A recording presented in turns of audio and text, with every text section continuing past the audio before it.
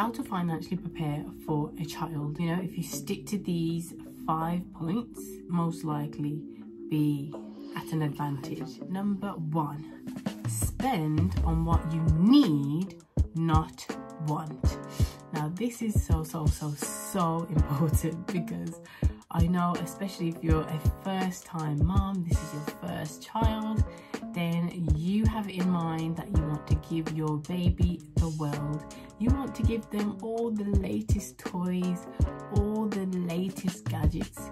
You want to give them the best of the best Pampers.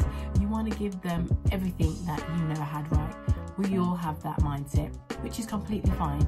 However, if you're trying to financially prepare, just consider that spending on what you do not need might not be the best during this time of financial hardship for most people. Maybe consider spending only on what you need and buying here and there when it's necessary the items that, you know, are not necessary, not essentials. They're not gonna die without them. You know, just best to just living a frugal lifestyle as best as it can be during the season when you know your income is going to take a drastic cut. Number 2, prepare for lower income season. So you need to put money aside for when you are not going to be working. You're going to be on maternity leave, statutory maternity pay, or whatever money you've got coming in during this season where you are on maternity leave. This is the time where you need to put money aside while you're still working, if you're still pregnant, or if you've just found out the news that you've conceived. This is the time that you are financially preparing for the season where you are not going to be having that constant income coming in as it once was. Here's what you could possibly do. You could figure out like what bills you are going to have, what things you're going to need regularly, like Pampers, milk, clothes, because babies grow really fast. You could think of just all the things that you will need during the season of when you're at home with the baby. Gauge how much it's going to cost monthly, and have a look, if you're at work, of what money you will be entitled to when you leave, or if you will be on statutory maternity pay, have a look at how much you're going to be getting paid, and then, you know, save the difference that doesn't cut it. Save the difference that you think, oh, I'm probably going to need that much every month, you know, and you're going to have this much, but that's not going to be enough. Okay, save that amount while you are at work, while you've got time to prepare for the season that you are going to be out of work and having less on your income side. Third thing, claim what you are entitled to. So this is for everybody, because a lot of people, you know, they don't really know, maybe the information is just not that out there, they just don't know what they're entitled to. So do your research. You need to go out there and do your research, find channels like my own and other channels that are handing out useful information to see what grants you are entitled to see what benefits you are entitled to, vouchers or healthcare benefits, or, you know, financial deposits you might be able to get because you're on maternity leave, or because this is your first child, whatever the case may be. It could be things like child benefit, it could be things like maternity sure start grant, it could be things like food banks in your local community. There's companies like a Father's Child Services that sometimes run food banks to see what you can get for free or what you are entitled to during the season to make your life that much easier. 4 kind of goes hand in hand with claim what you're entitled to, but it's just seeing what's out there, seeing what other support is out there.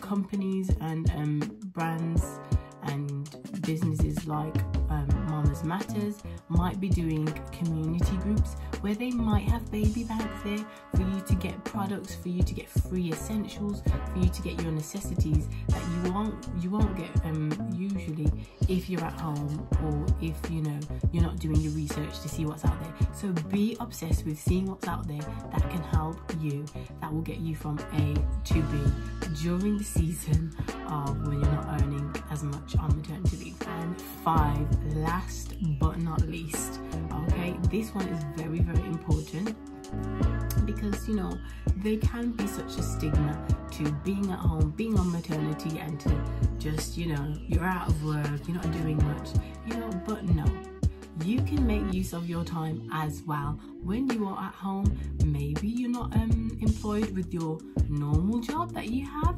that's your main source of income, but you can get creative. Maybe think of things like DIY skills you have, or services that you could possibly provide for people around you, things that people might need, where you can earn a bit of extra cash just on the side. I've studied, I've become a teacher, you know, I'm into writing and creative things, I'm always devising.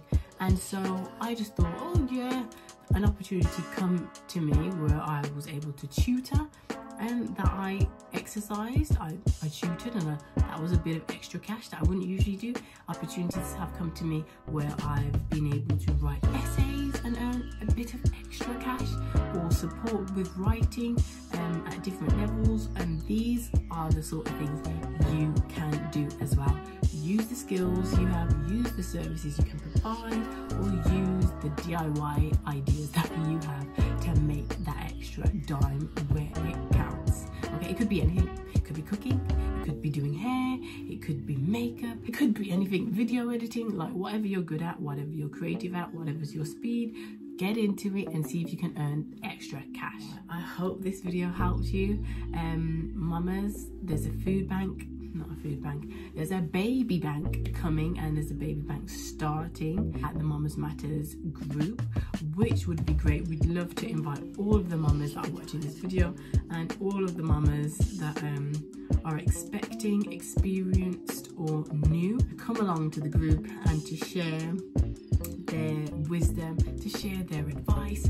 So keep tuned and stay tuned for the updates of when that baby bank and the mamas group will be starting. It's going to be very lovely. I hope you enjoyed this video, and if you did, I want you to like, comment and subscribe. Drop more ideas down below of what other mamas could do to financially prepare for the season of maternity leave, because if you do not, you can be faced with financial hardship. And so it's just very important. These are the 5 things that I think will be helpful for you, but if you've got any ideas, drop them down below. Also mamas, just to let you know, you're doing a great job. I hope you enjoyed this video. See you next time. Bye bye.